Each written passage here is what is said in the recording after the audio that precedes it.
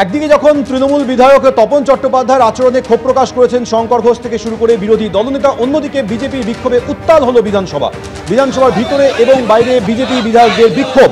নারী নির্যাতনের অভিযোগে বিক্ষোভ বিজেপির, তৃণমূল সরকারের বিরুদ্ধে স্লোগান তুললেন বিজেপির বিধায়করা।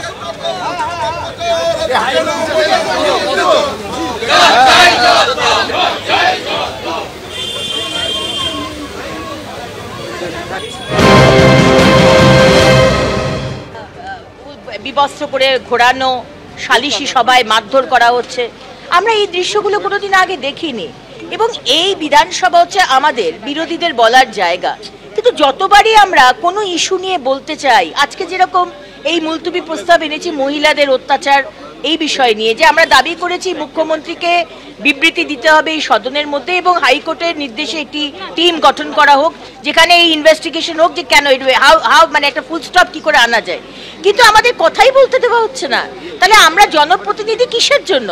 কথাই যদি বলতে না দেন, সোমবার ঠিক করেছেন স্বরাষ্ট্রের কোয়েশ্চেন করা হবে, কোনোদিন মুখ্যমন্ত্রী আসেন না, তাহলে এই ল অ্যান্ড অর্ডার, এই যে মহিলাদের উপর অত্যাচার, এগুলো নিয়ে আমরা কোথায় বলবো? অধ্যক্ষ মহোদয় আপনি বলে দিন। বিজেপি ছাড়া ভিতরে কোনো অপোজিশন নেই, আমাদের বলার জায়গা কোথায়? এক নম্বর, রাজ্যপালের ভাষণে আইন শৃঙ্খলা বলার সুযোগ থাকে। এবছর 24-এ রাজ্যপালের ভাষণ হয়নি।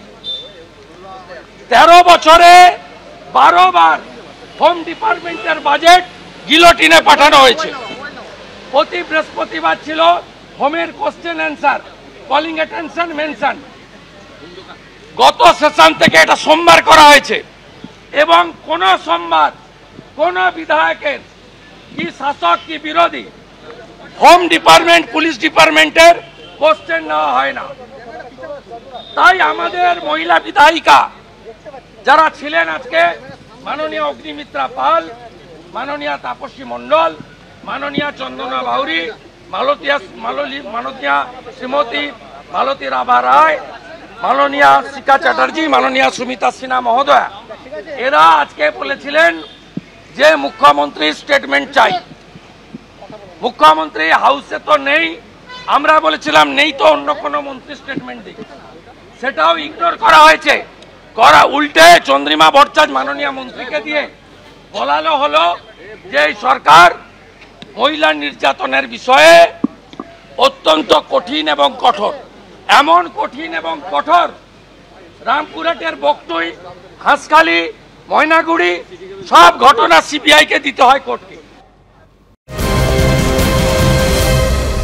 যে বিজেপি কেন্দ্রে স্বৈরাচারী, স্বেচ্ছাচারী, তুগলকি, হিটলারি, ফ্যাসিস্ট কায়দায় পার্লামেন্ট চালিয়ে বিরোধীদের কণ্ঠরোধ করে, তারা বাংলায় এইভাবে বঞ্চনার কথা বলছে। বাংলায় প্রকৃত ডেমোক্রেসি বিরাজ করে, এখানে সবাই কথা বলার সুযোগ পায়। ন্যাশনাল ক্রাইম রেকর্ড ব্যুরোর তথ্য অনুযায়ী নারী নির্যাতন, নারী পাচার, এই ধরনের ঘটনাগুলো বিজেপি শাসিত রাজ্যে শুধু সব থেকে বেশি তাই নয়, সঙ্গে সঙ্গে ভারতবর্ষের মানুষ জানতে চায় যে মণিপুরে মহিলাদের অর্ধনগ্ন করে বা নগ্ন করে প্যারেড করানো হয়, সেই নিয়ে প্রধানমন্ত্রী চুপ থাকেন, বা ব্রিজভূষণ মহিলা কুস্তিগীরদের যৌন নির্যাতন করার পরে তার ছেলেকে আবার এমপির টিকিট দেওয়া হয়। নারী নির্যাতনের কথা যখন বিজেপি বলে তখন আস্তাবলের ঘোড়ারাও হেসে ওঠে।